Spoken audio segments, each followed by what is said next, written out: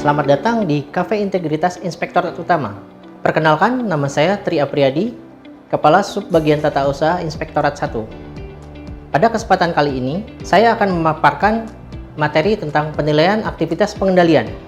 Penilaian aktivitas pengendalian adalah kegiatan menilai apakah pengendalian utama pada proses transaksi utama atau proses bisnis yang telah kita lakukan sudah efektif dan dapat diandalkan untuk menurunkan risiko inheren. Kegiatan yang kita lakukan adalah melakukan pengujian aktivitas pengendalian. Pengujian aktivitas pengendalian hanya dilaksanakan untuk level risiko inheren yang terbagi atas risiko inheren, level risiko inheren tinggi atau dari nilai 16 sampai 19, atau untuk risiko level inheren yang sangat tinggi untuk nilai 20 sampai dengan 25.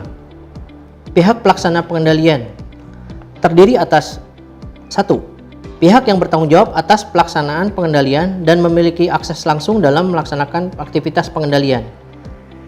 Dan yang kedua, pemilik proses bisnis yang secara langsung terkait dengan keberhasilan pengendalian yang ada pada area tugasnya dan bertanggung jawab atas pelaksanaan aktivitas pengendalian. Tahapan penilaian aktivitas pengendalian. Tahapan penilaian aktivitas pengendalian terdiri atas: yang pertama, kita melihat proses transaksi utama atau proses bisnis. Lalu yang kedua, lakukan pengujian pengendalian. Ketiga, lihat gap atau tingkat kelemahan. Keempat, tetapkan simpulan pengendalian. Kelima, tentukan tindakan selanjutnya.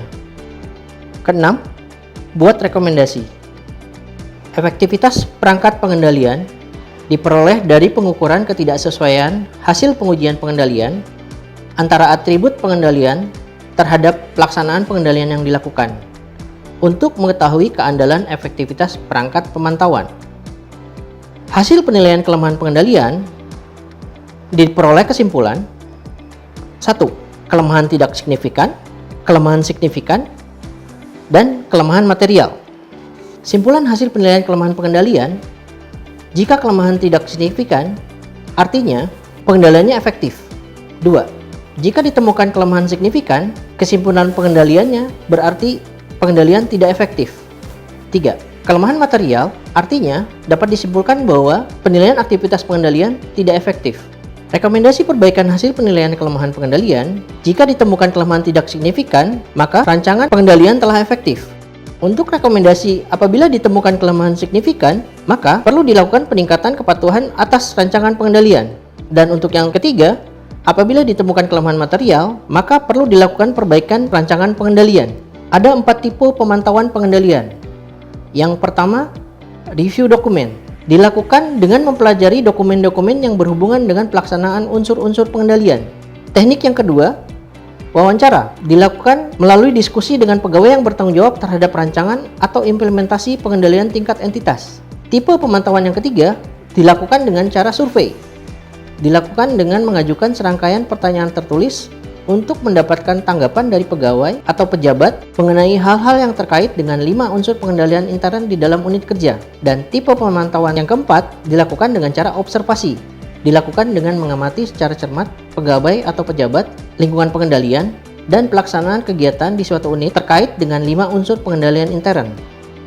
Untuk metode review dokumen dilakukan dengan 2 cara.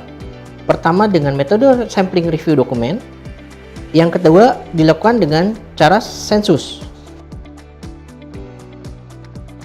Setelah didapatkan simpulan pengendalian dan rekomendasi, maka demikianlah kegiatan penilaian aktivitas pengendalian. Semoga paparan materi ini dapat berguna bagi Bapak Ibu sekalian. Terima kasih dan sampai jumpa di Cafe Integritas selanjutnya.